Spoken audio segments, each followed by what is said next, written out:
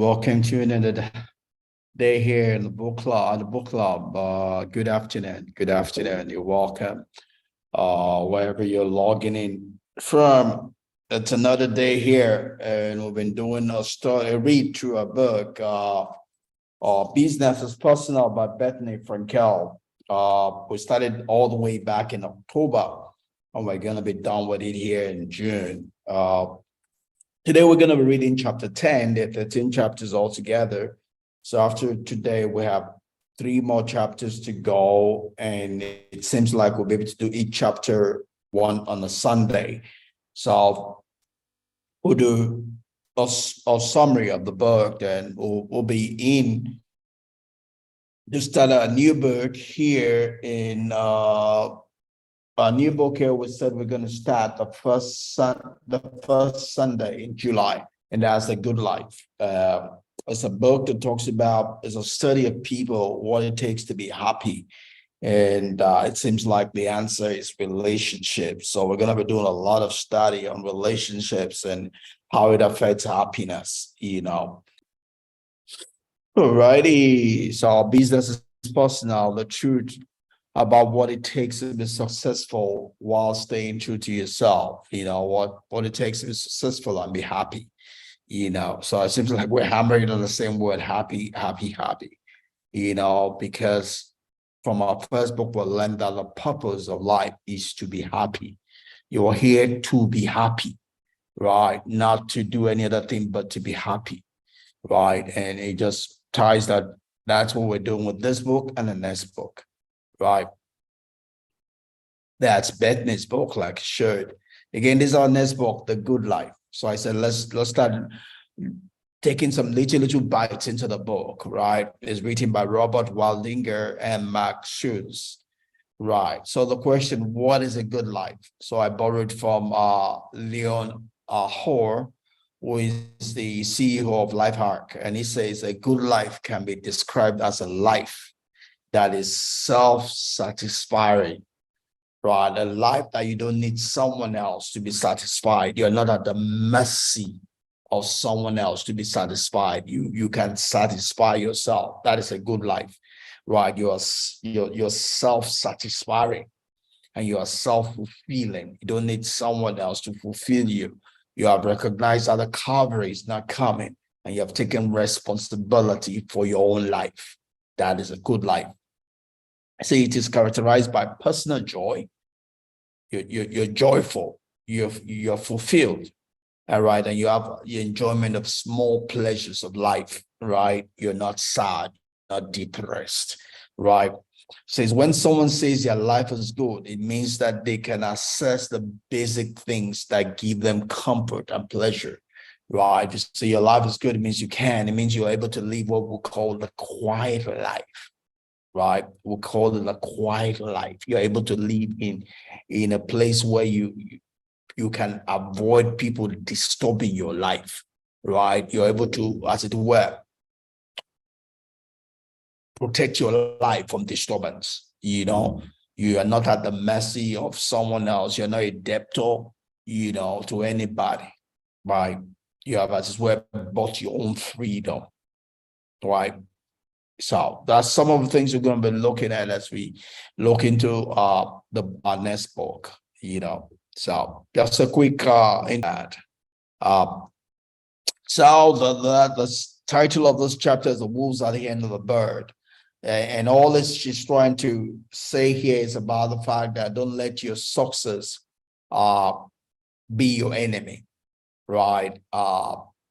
Colin Powell, in his book, The Leadership Secrets of, I believe the title is The Leadership Secret of Colin Powell, or something like that. He did mention the fact that you should not let your ego go before you, right? Don't let your ego go before that position, that title, because if that title and position is gone, you might not be able to sustain your ego, right? Don't let your ego go ahead of your position, your title.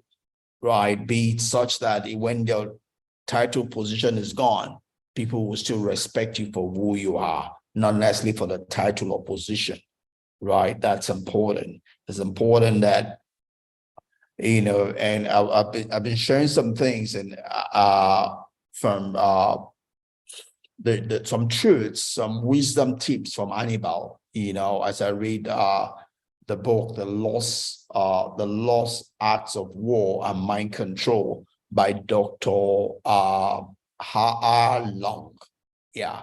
And one of the truths Annabelle brings to fore is the fact that if you're a man of honor, nobody can take your honor from you, right? So that needs to apply to your life, right? If you're a man of honor, if you're a man of repute, even when your title, your position, maybe your wealth is gone, people will still respect you, right? So important thing is not what you get, is who you become or who you are becoming, right? So don't get, what we're saying in this whole chapter is don't get lost, right, by your success. Don't let your success then become your enemy, as it were. So Bethenny writes, you can't control the thoughts and motivation of others. That's outside your control.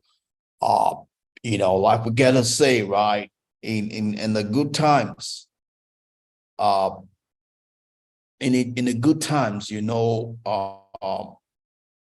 how do I put it now? I mean, in bad times, you don't know who your friends are, right? You don't know them in the good times, right? In the good times, you don't know. Everybody's the same. Same thing I talk about in brokers, right? In the stock market, right? Anybody can make money in a good market. Every Tom, Dick, and Harry can make money in a good market. Where a good broker, is in a bad market, because a good broker, a good investor can make money even in a bad market. Same way in life. You don't know the thoughts and motivation of others or people, and it's difficult to know when everything is okay. You get to know that when things are not okay, when you're not at the top of your game. And for me, it's been revealing, right, and in different phases, and I could say that, about people at the workplace, who you'll have thought of friends when they did not have supervisory position, but when they got supervisory position, every evil that has either to be in their heart became exposed, right? Like our God say, everyone needs to be given power, albeit for a short time, so that we can know what's in the heart, right? When people don't have power, you don't see the evil in their heart. Power is a test. Power is a revealer of the secret in the heart of man. When you give them power, you know who they are. If that power gets them drunk, then they've always been an evil person, right? If they're able to control the power and remain humble, then you know that that person is truly a good and a humble person. So you can control the thoughts and motivation of people, and you know when everything is okay. It takes a time of shaking, a time when people are giving power. It takes a time when things are not going well and they can't get any benefit from your life to know who people truly are, right? So when everything is okay, don't get carried away. Everybody liking you is not necessarily your friend, nor do they like you, and I believe that. I've seen it. People in church, I thought they could die for me, I could die for. But when you go through a time of depression, you know who truly is a brother and who truly is a devil, in sheep clothing, you know.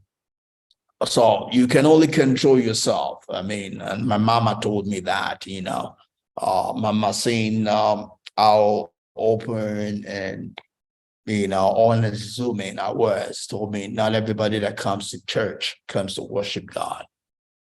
I have since found out not everybody wants to go to heaven. Not everybody loves God. Not everybody loves Jesus. People come to church for several reasons, other than loving God. So not everybody's like you, right? So one has then to be cautious, right? It says you can only control yourself and how you interact with the world, whether it be online or in real life. You know, you can only control yourself. And you just need to just know that you can't control people. And if they have not been tested, you cannot go, you cannot depend on that. And any friend that has not been tested is not a friend you want to put any critical thing in the hand of, right? If they've only been your friend when everything is good, they're not tested. They're not, you don't know if they're friends or not or foe. Everyone is your friend when everything is good. You know your friends when things are not going well, right? So Bethany goes on in a book and she says, we all have to deal with the unsavory people at some point in our career. So we have to figure out how to navigate that and keep our integrity intact. I've had to leave it, in the workplace, in church, even recently in the election here in Nigeria, you have people, children, people you can give birth to, or that far younger than you, come and say stupid things online, and those are good moments because those reveal what's in the heart of people, and yeah, and Maya Angelou tells us something. It says, when anybody shows you their color, believe it the first time, believe it the first time. And that you need such moments to be able to differentiate between those you can trust, those you can't, the sheep from the goat, because otherwise you make a wreck of your life. It's not everybody you can trust. Jesus said he could not give himself to people because he knew what people were made of. If Jesus could do that, how much more me, how much more you? It's not everybody you can rest on. They can tear you apart when you least know. So if a friend is not being tested, it's not, be careful what you trust that person with. And Bethany goes on and says that to keep the wolves at the end of the bird, of our mind at bay, we need to do three important things. Bethany tells us we need these three things will probably help us in this wise. She says, first thing is you have to take care of yourself mentally and physically. That's important. When in depression, I couldn't control anything, a typical example in the workplace, normal me, nobody can harass me, right? I'm a big boy. But when you're in depression, all that bigness goes away. That's what depression is, right? You cannot be big in depression. You're already small. You're humbled, right? If you're humbled, you cannot be humbled. So I had a friend who probably taught at some point when I came out of depression. Let me welcome Han here. Hey Han, how you doing? I'm good. Good morning. Good morning. Bless you. Good to have you. Yeah. So we're doing chapter 11, and chapter 11 pretty much talks about how not to allow your success become your enemy.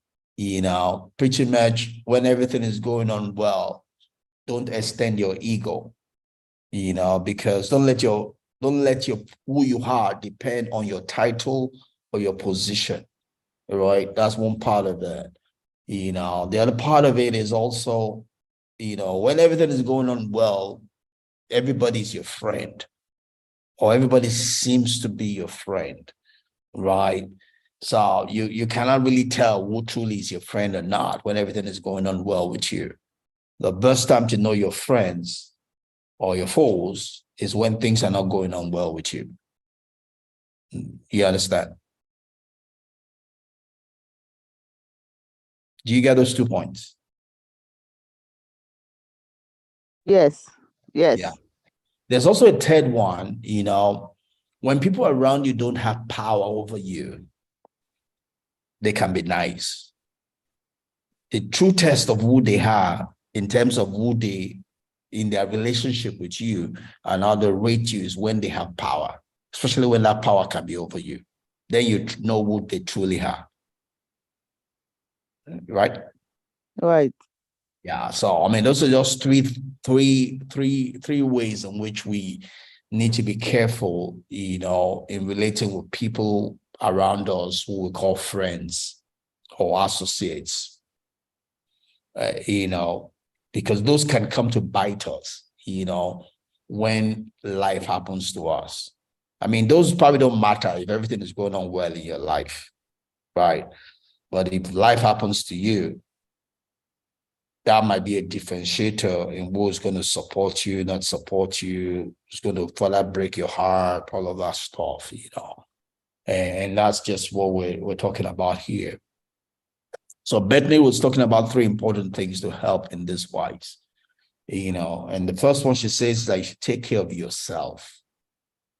You should take care of yourself, both mentally and physically.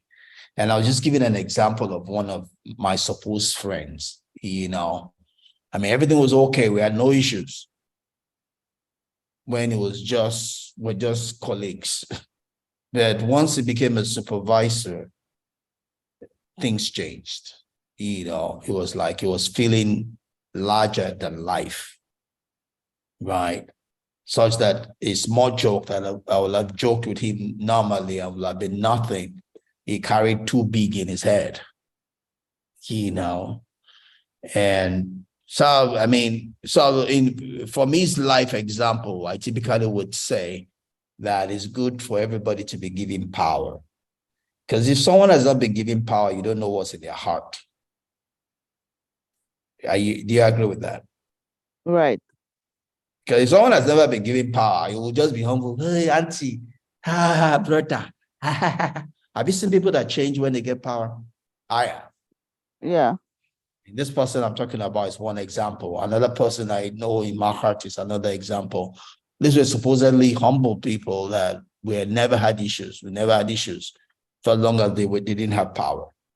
But once they had power, they changed. Their true nature came out, And so there's some people, so don't be deceived by everybody calling you, oh, friend, oh, auntie, oh, wait till they have power. Then you'll be able to tell. I mean, if they have power and they're still like that, then they're good. They're humble. Right. But if they never had power, you can't really tell who they are. Right.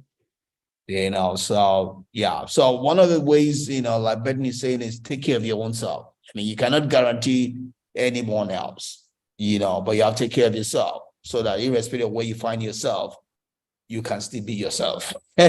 So take care of yourself mentally and physically. That's important. Being helped, be satisfied in your own self. And that's one of the things we're going to be talking about in our next book. Our next book is going to be the title, The Good Life, by Robert Waldinger and Mark Schultz, right? And it talks about the good life.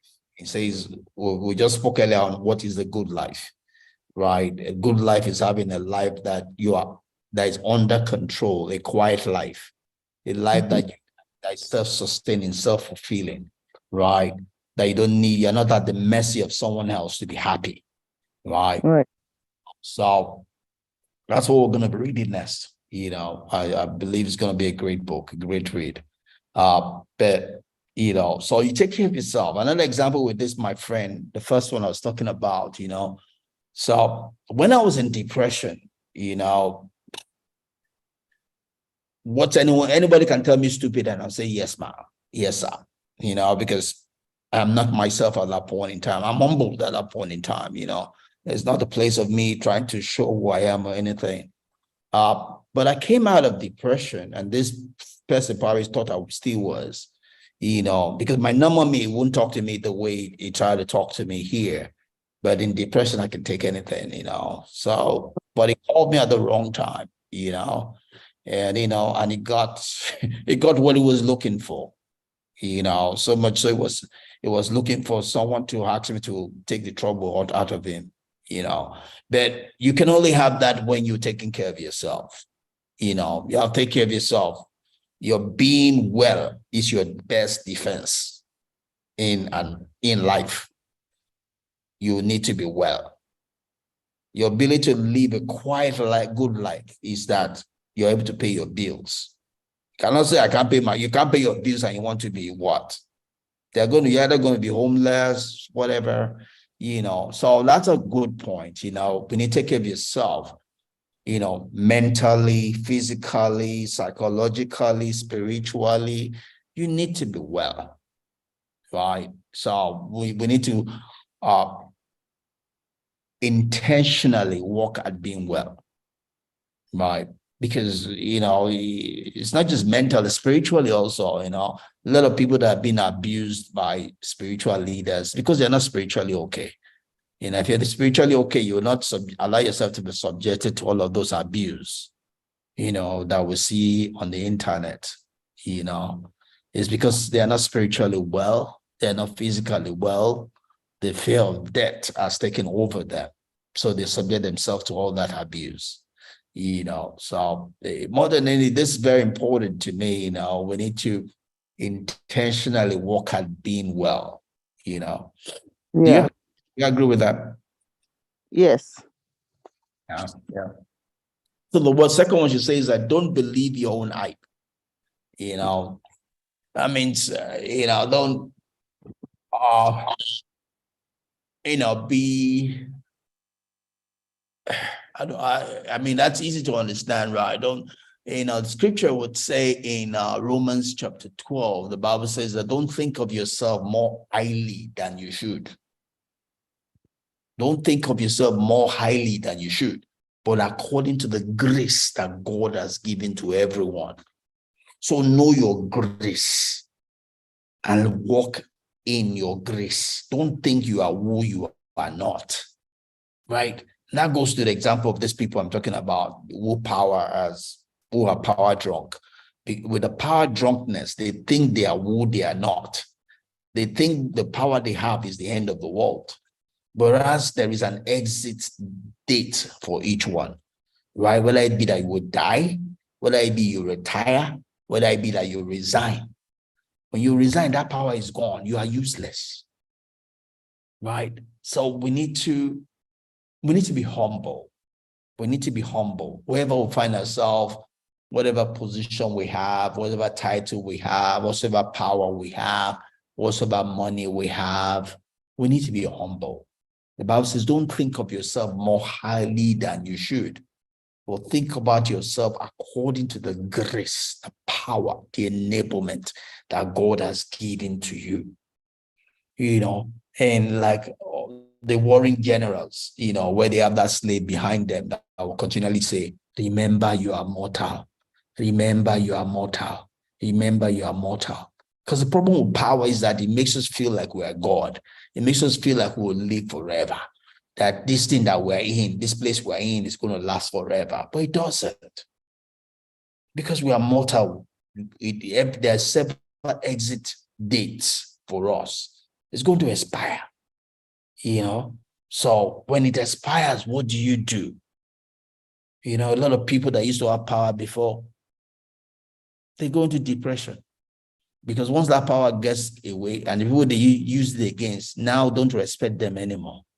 People that they expect those people to still be their friends, but they can't be friends because they've abused the relationship, when they had the power to do something, So it's like, so another person would say,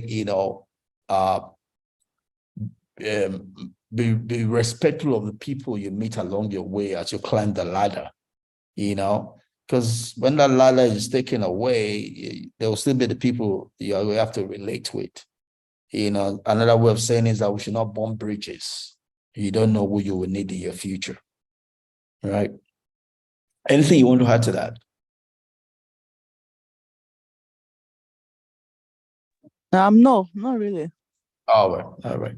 So the last thing she says about that helps is don't go out of your way to make yourself vulnerable, by creating an unrealistic public picture of your life, your work, stay humble and practice humility, So don't create a trouble that you cannot handle, don't, so probably goes with two, don't create an expectation, you could go out there and maybe you're talking about money and you create some picture that looks like you have all the money to help all the people, Right. like, yeah, I have a foundation, I've had a lot of people come asking for money because of my foundation. Yeah, because I have a foundation doesn't mean I have unlimited funds. First of all, the foundation is registered with CAC. So there's procedures that have to be followed in everything that a foundation does. It has to respect the requirement of CAC, right? I cannot just dole out money anyhow. Every money I dole out has to be reported at the end of the year. It has to be reportable. Also, there is a reason for that foundation. There's a focus of that foundation. So it's not just to meet everybody's need. That foundation is not God, So I have to be able to tell people no, irrespective of what they're going through, because it's a structured foundation, Yeah. Anything you want to add to that? No, that it's true. I mean, if we paint unrealistic picture, people will expect us to be that. So I mean, people will expect, like, if you paint a picture that you have lots of money, people will expect you to give them. Yeah. So, like, if you expect a picture that you can help do anything, you are always available, then people will take advantage of that. Yeah. Yeah. Yeah. Hey, but those that need it and those that don't. That's a Yeah, problem. yeah, Oh, in you have taken a hard stand, you're not going to help some people that need it, right? But that right, is right, it's okay. It's not going to be perfect that all the people you stop are the people that don't need it. Some people will need it. You're going to miss some people, but that's okay. right, You right, know, you're not God. You need to have principles, So otherwise, unless you want to die before your time, right. so that's important, you know. All right. So this is Jim Cramer here. Jim Cramer does the what's the name of his program now? But he does all of those chats with stock market, advising people what to buy and all of that, And he says we all need time off to do great. So we need to, and that's what we're talking about, You don't want to extend yourself too much. You don't want to give the whole of you that you have nothing left for yourself and your family. Yeah, You need to make sure that you also have a way of renewing that energy, but because it has a spirit, it has a gauge and right, it's fire. Yeah. So there are self-made thousandaires who think the secret to becoming a millionaire is to never take time off. They die before their time and they never become millionaires. right, Need to relax, retreat, and that's when you decluster your mind. It says, I'm absolutely convinced that when you start to question yourself, you're tired and you need to break, to get fired right, up. So there's a need to always take time off and renew yourself. And right, that's Stephen Covey's seventh habit, in the seven habits of effective of effective persons. Seventh habit is that habit of being able to refire, renew, rest, all of that. And that's critical. If one wants to go the long term, long goal. All right. It says life lessons. If you are not going to flaunt the bad, don't flaunt. All right. So she was saying some of the things she learned, and simply things she's saying there is be authentic, right? right, Don't try to be who you're not. I know a lot of people that come out to teach people about marriage and they talk, I mean, at least I've heard some people, they give you the impression they've never had any quarrel with their spouse before. right, That's not true. They're lying, because they're not angels. right, But in trying to paint a picture that is not, they say things that are not true, right? And that does not bless anybody. I mean, if someone that's never had a quarrel with a wife is coming to talk to me, what will he talk to me about? He can't understand what I go through. Right. So we just need to be authentic, in everything that we do. Right. So also when you paint yourself out there, let it all be measured, know what you're trying to achieve, and be focused in that direction, right? It's everything. I mean, like we went through this election period, and like not just election period, but every time, every word I put out there is measured. I don't just say anything. Whatever I say, I know why I say it. I know what I'm trying to accomplish. I cannot be loose to my words because I'm a very public person. There are different people that listen to me at different levels, and some will just take whatever I say, whatsoever I say, they take it as gospel truth. As much as there are people also that don't see me as any good and want to contest every single thing that I say. So I live in a place of that spectrum, so I cannot believe my words. I have to know what I'm saying, why I'm saying it, and for what purpose and intent. You want to say something to that? No. All right. So if you're in any kind of business, you want everything you do publicly to reflect truthfully on you and your brand. You want your integrity to shine through it. Right. So you need to be honest and authentic. Stay true to your values. That's critical. So you just want you want to know what your values are, what your beliefs are, and everything you do needs to be in congruency with that, right? So some two quick quotes that she had there says, "You can't control the thoughts and motivation of others." That's important. You can't control their thoughts. Everybody, some people try to, that's why they preach long messages. You think you have the power to control people's thoughts or motivation. You don't. Right. All we can do is influence people. We can't control. Right. Right. Only yourself that you can control, Right. Yeah. And so when you feel the wolves are getting restless, when you have people trying to come against you, it's a sign to evaluate what messages you are putting out to the world, so that's important, Right, that's all there is to chapter 11. If you have anything you want to add or subtract, otherwise we shut it down. No, I don't have anything to add. So is this last chapter? No, there are two more chapters after Oh, this. okay. There are 13 chapters. Oh, So okay. so we have two more chapters, then we'll do an epilogue, then we'll do 3 weeks to do a summary of the book. Then Okay.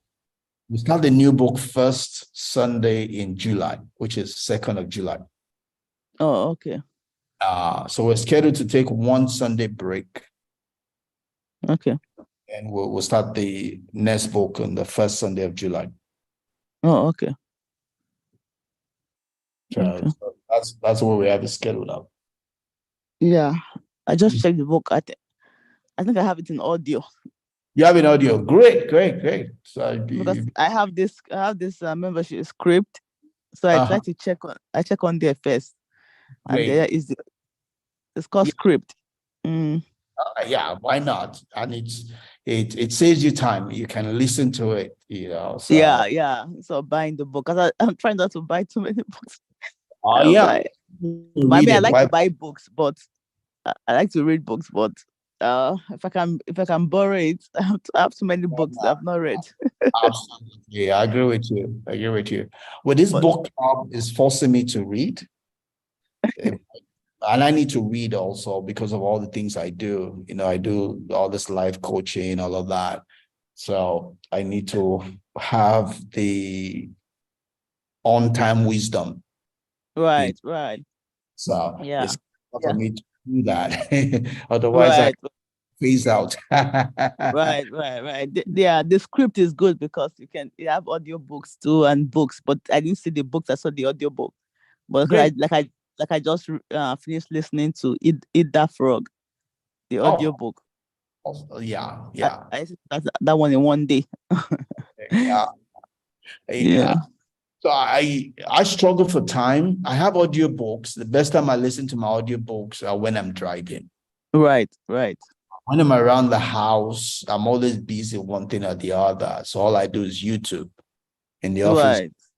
But I just started a program of reading one chapter a day of a book in the office. Oh, So that's I good. have some, yeah. So I have some books in the office. I'm reading my first one now.